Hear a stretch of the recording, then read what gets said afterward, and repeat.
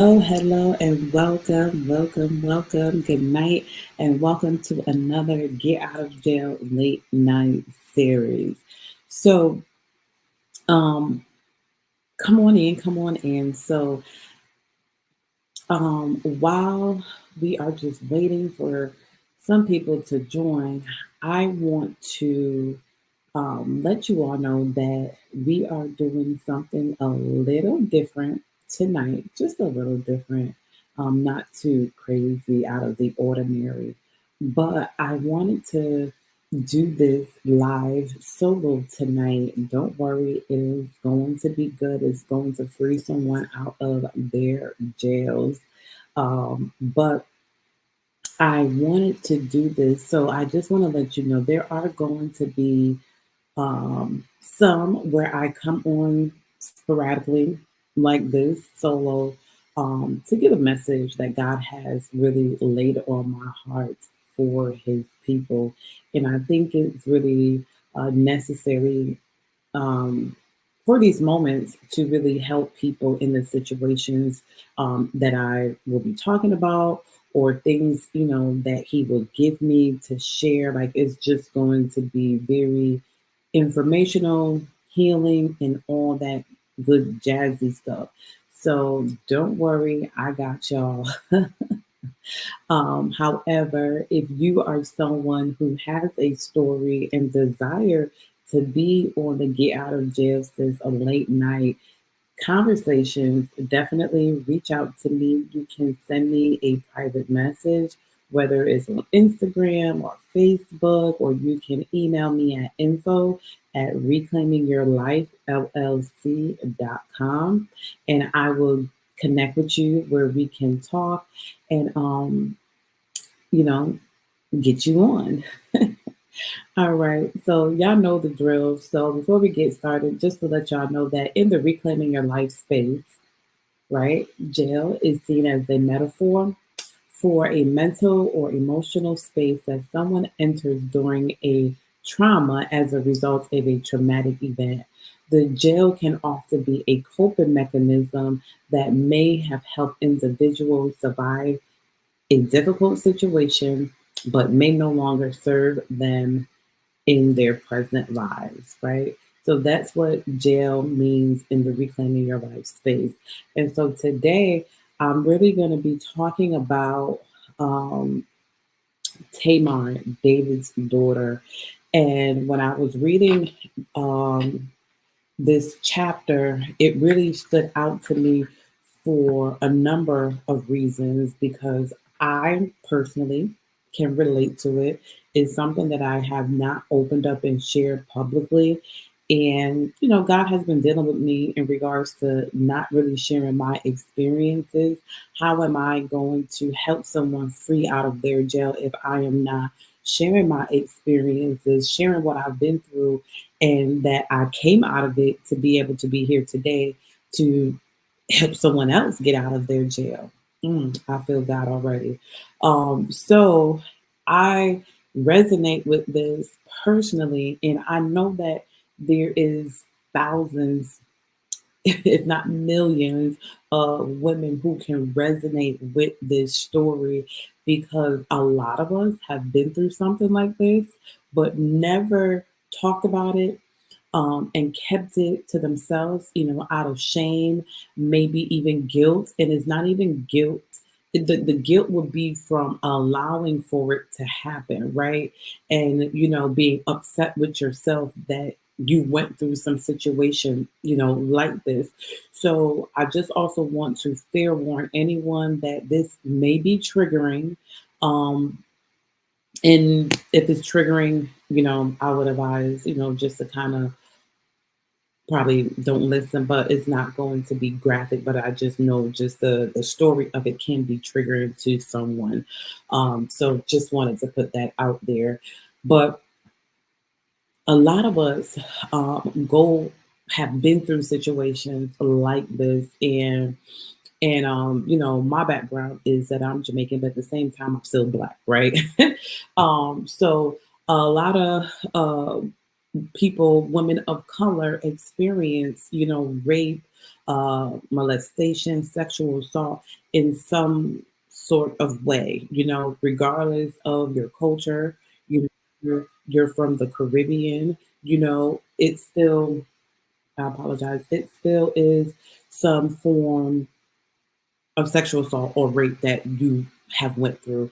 And a lot of our parents, believe it or not, have experienced these type of situations and never have talked about it. I remember listening to, I think, a story where someone was talking about their mom who had dementia, and she was talking about her rape, and they were just like, well, like, mama, what are you talking about? Like, this never happened. This is not true.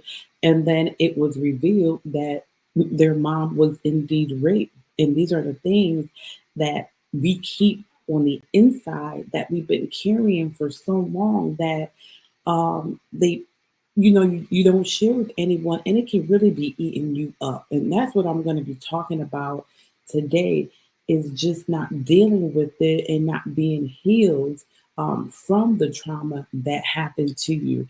So let's go in, let's break this down, because there's some things that I want to break down, talk about, and get into how to really heal from this so that you can move forward into what God has for you and really live the life that He has for you. Because we're not supposed to be living in lack. We're not supposed to be living in fear. We're not supposed to be living in shame.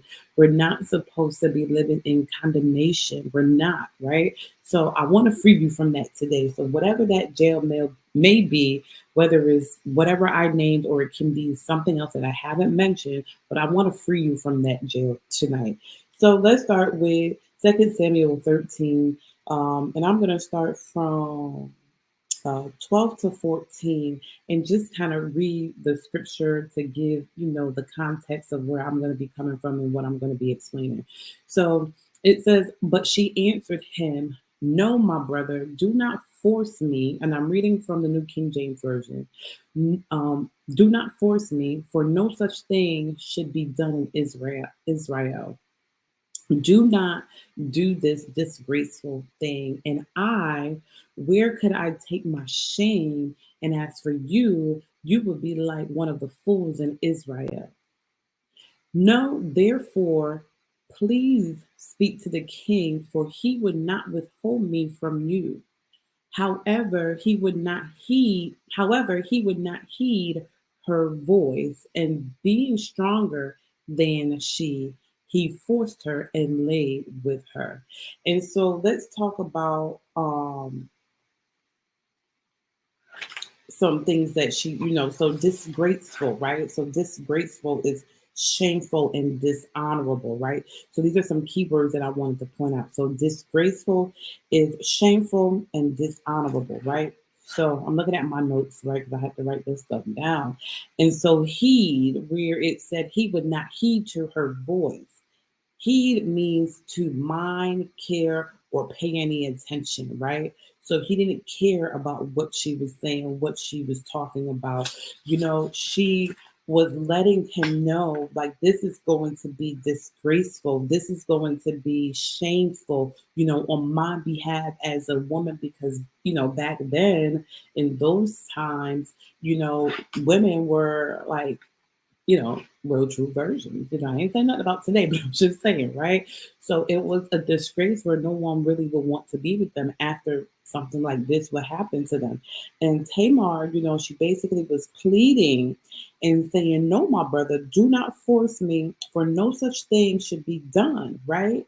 She is pleading, basically pleading for her life. So just think about it. You're in a situation and you're pleading with this person and saying no, like, no, right? And that person should respect what you're saying, right?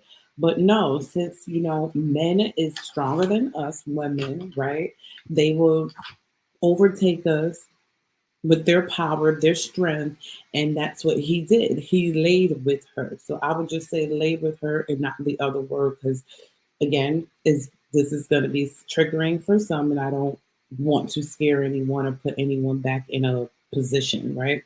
Um, And that's what happened. He didn't care about what she was saying. He was worried about his lustful desires, because that's what it was. He was infatuated with her, right? And he did not care about anything, right? And so lust is a longing desire, right? Lust is also a spirit, right? So he had this lustful spirit in him, right? And I can only imagine what was going on, with Tamar at this moment. Whereas he sent out his helper, right? And she's probably wondering, well, what is going on?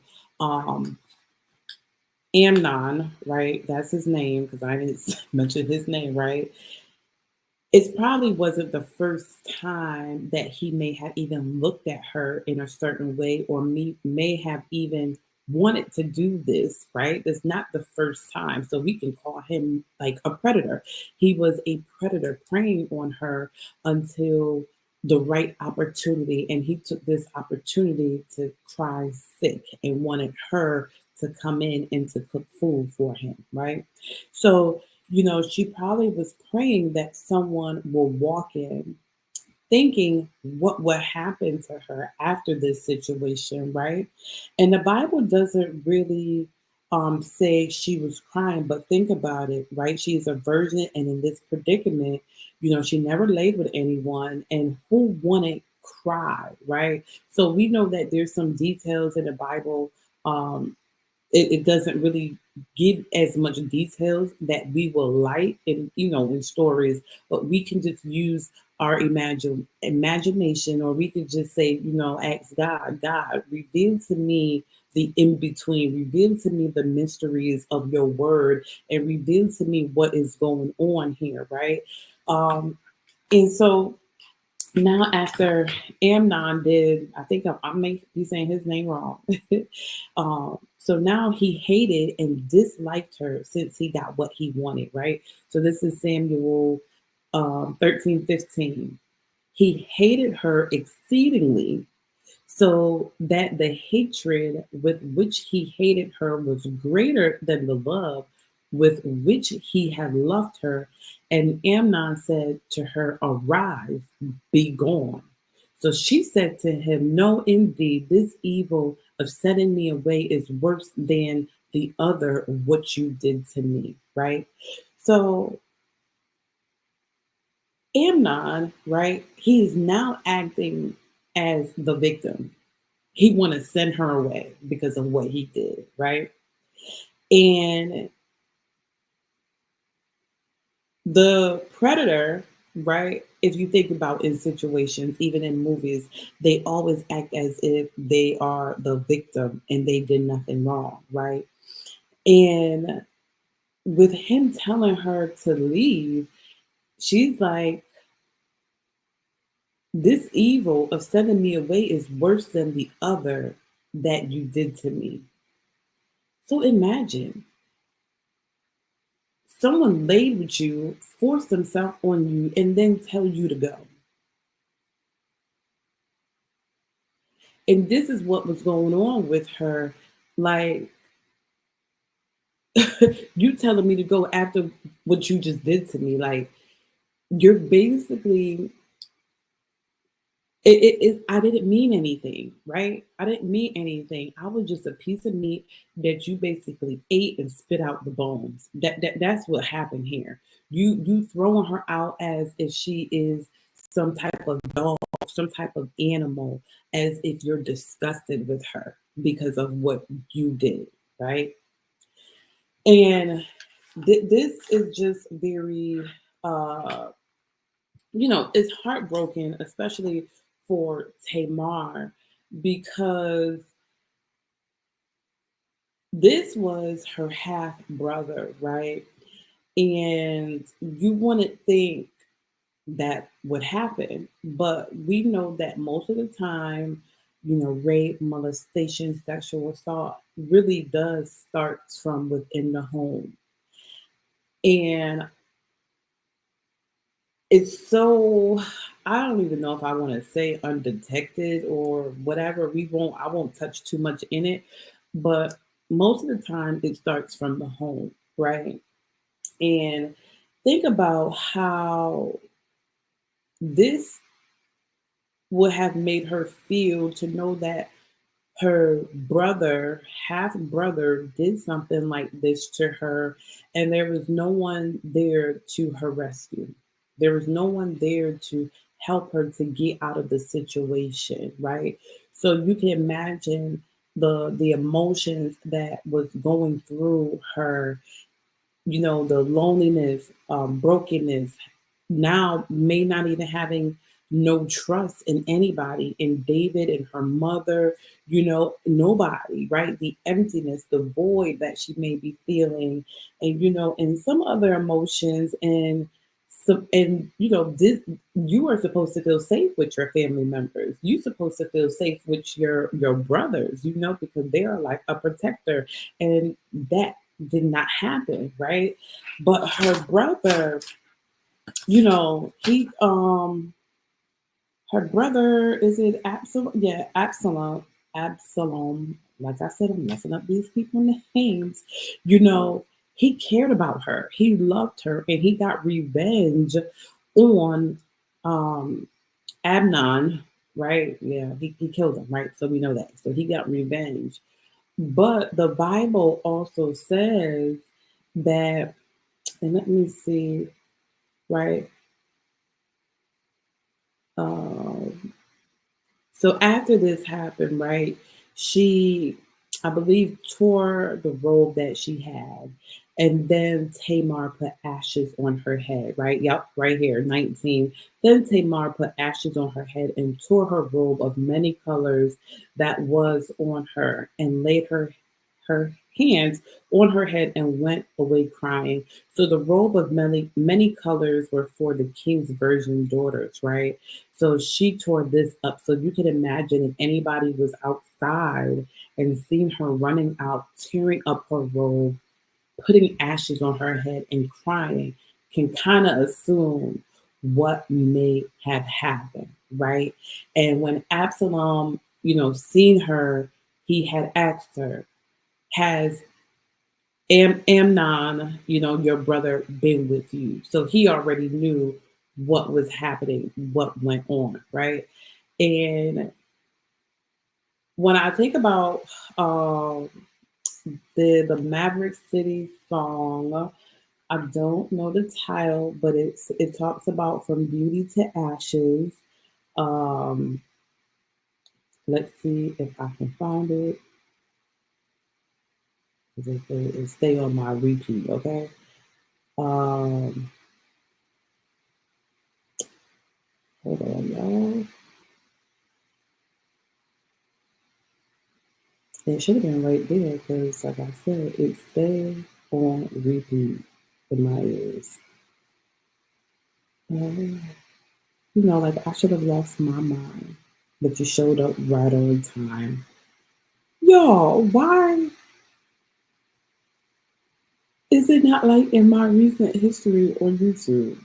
Like, don't play me now, because I want to give out a title of it. But every time I hear that song and it says, beauty into ashes for my good, Maverick City, right, for my good, and I think about this scripture, how the ashes turn into beauty, and in this particular story, Tamar didn't have that opportunity to turn her ashes into beauty, and I'm gonna go into that why. And so it then says in 20, right? I'm gonna skip through. It's the last sentence. It says, "So Tamar remained desolate in her brother's Absalom's house." And we are going to give the word of desolate, right? So it means deserted, of people in a state of bleak and dismal. So emptiness, right? So it's like dead, barren, yeah. So we're going to leave it right there, right? I think that's not the right definition. that I wanted to use. So basically, we're going to say, emptiness, dead, right? And it left her. And then after that, you don't hear nothing else about Tamar, nothing else. And I said, God, well, why did she become a desolate woman? And why haven't we heard anything else about her, right? Because um, this story a lot of women experience, but it doesn't show how she healed from it. It doesn't show how she growed. It doesn't show what her life was after that, right? And so a lot of women, when we go through this, we probably are mad with God. We're probably thinking now, if there was a God, why did this happen to me? Right? We're thinking all of these emotional things about God. We're thinking all these things about people. We're not trusting them, right? We're living in a sinful life, right? Now, and we're having all these negative thoughts about ourselves, where you hate yourself, you can't forgive yourself for that to happen to you, so now it's like it's spiraling, right? And it's spiraling into getting into these relationships that's not meaningful. You may even end up into an abusive relationship, right? And that could be verbally, emotionally, mentally, physically, right? Not knowing your self-worth, right? Not knowing your value. It can bring up so many things. The longer that we don't heal from it, right, is the more that we start to spiral, where things starting to happen, where we're starting to react out of trauma versus responding from the trauma. And what God revealed to me with Tamar is that when when there's a place that's desolate, right? That's empty, that is a void, that is basically dead, God can't come in, right? God is a living God. He is a living God, so he can't come into a dead place, right? And God also want us to open up and to communicate with him what we need from him. My God, he is our father, right? He is our daddy, right? He is our protector, right? So we have to cry out and say, Father, I need you to help me heal from this. I need you to heal me whole from this. And see, the thing is, when we cry out to him as our father, right? And we want him to heal us, to make us whole from a traumatic experience that we encounter, we don't want to go through with it. Why? Because at some point you have to relive it. You have to relive it in order to heal from it, to move forward, to grow, to evolve, to get to your next level in life, the place where God wants you and has for you. We don't want to go through that because we know the pain that we endured in those moments. But I'm telling you, from what I know, from someone who was sexually assaulted, someone who was raped, you have to allow God to come in, and you have to allow him to heal you so that you can be whole. Because if not, the enemy is going to come and he is going to take over and attack your mind. And once the enemy got a hold of your mind, that's a whole nother ball game that you're going to have to go through. Now that comes from mental illness, but mental illness can also come from unresolved, unhealed traumas, such as what happened here with Tamar. We don't know. She could have lost her mind. My God, just like the song that I just told you, where you could have lost your mind, but God showed up right on time. Glory, hallelujah. Oh Lord, I'm telling y'all from what I know. There's certain scriptures that you're going to have to meditate on. There's certain music that you're going to have to let minister to you. There's certain things that you are going to have to do in order to heal. Some of you are not even going to your next level because you are not allowing God to heal you. You are stagnant. You are stuck in a place because you do not want to be healed. You refuse to be healed. Some of your blessings are tied up into your your unforgiveness. It is tied up into your stagnation. It is tied up because you don't want to be healed. I feel God at this moment, and I'm telling you that you have to heal in order to move forward with God has for you. You're not getting a promotion because you're not healed. You're not able to get that house because you're not healed. You're not able to get a car because you're not healed. You're not even able to get a husband because you're not healed.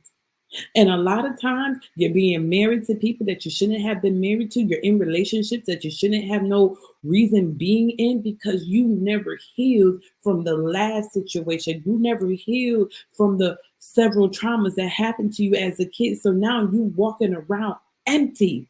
You're walking around as a desolate woman, and now you're just going and being with anyone to fill that void. I know this is harsh, but I'm telling you the truth because you have to heal. You got to move forward. You can't stay in this stuck place. What are you getting being in a stuck place? Nothing but the same old, same old. It is year after year. You haven't moved. You haven't progressed. You have not evolved.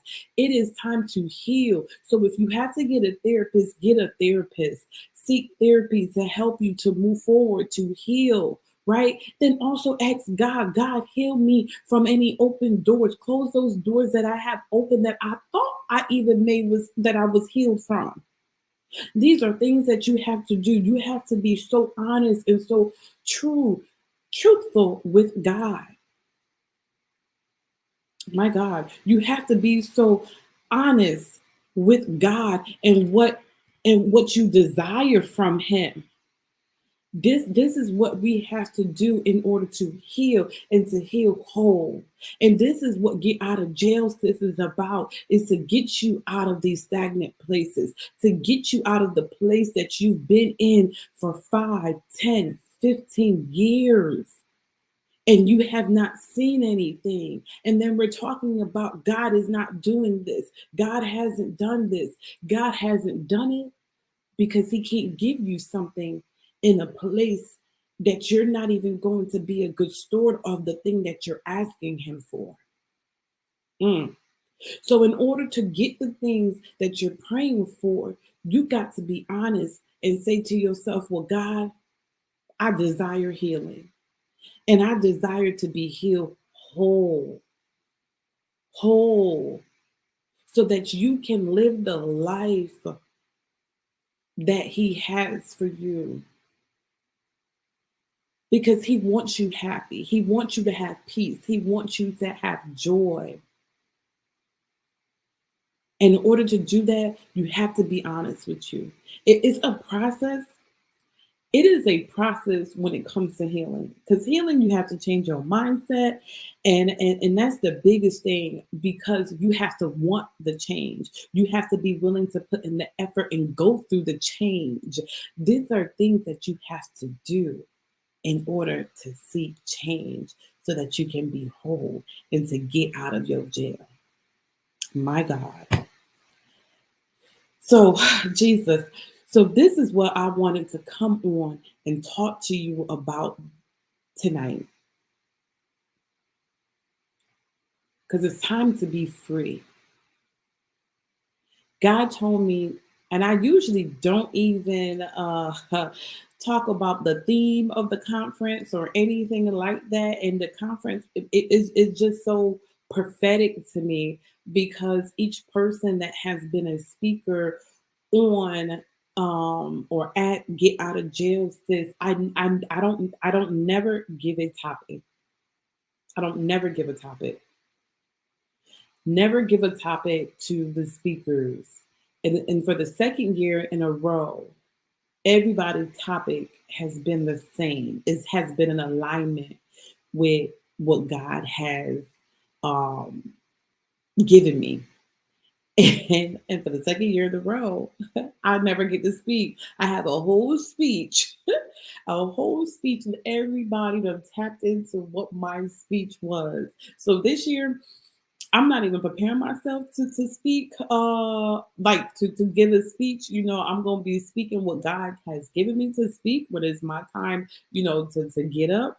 But I guess God is telling me something, right? So it's for me to gather the people to speak and to pour into the women because it is time to get out of your jail.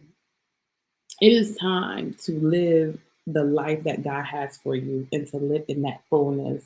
And I'm excited for this year, for the conference. I'm just excited what God is doing in our lives in this season because we have to want to be able to change. We have to want more so that we can get to the next. It's a revolving door of healing. It is because every time you think you overcame something or like yes I passed the test, like boom you're putting into another test. Okay, like we're just gonna be honest, that's how it is. So I'm excited for what is God is doing, and I pray that you ask God to heal you and you ask God to close any open doors that you wasn't even aware that was still open, and you ask him to close that and to close it for good. So I hope this message blessed you tonight, and I hope that you can move forward and get out of your jail. And one thing that I am going to share with you that me and my friend we always talk about is the truth and the lie, right? The truth and the lie of what is the truth and what is a lie about your thoughts, about your situation, how you think about yourself. So I want you to write that down. What is like, and I'm gonna create like a quick worksheet kind of thing so that you can have to download because this is something that I am going to start to implement like as my nightcap. Like each night I am going to just overlook my day and kind of think about the thoughts that I may have had about myself, about a situation, and write what the truth and what the lie is.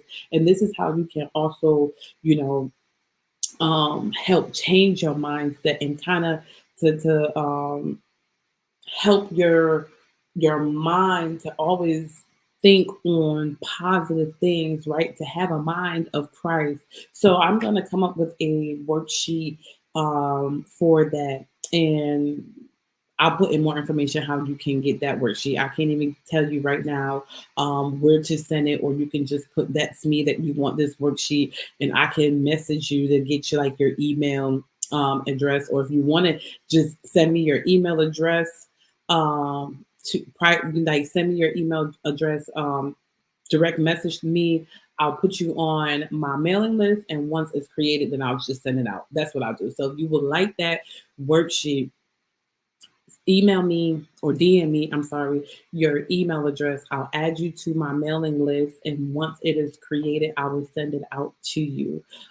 So I'm excited. First quarter is almost over for 2024. I pray that your first quarter was good and meaningful. And even though if things may have happened that you're like, Jesus, the year just started, but I pray that you were able to get a lesson from it, a message from it, what God is trying to do in your life. So I hope to see y'all again here. And until next time, bye.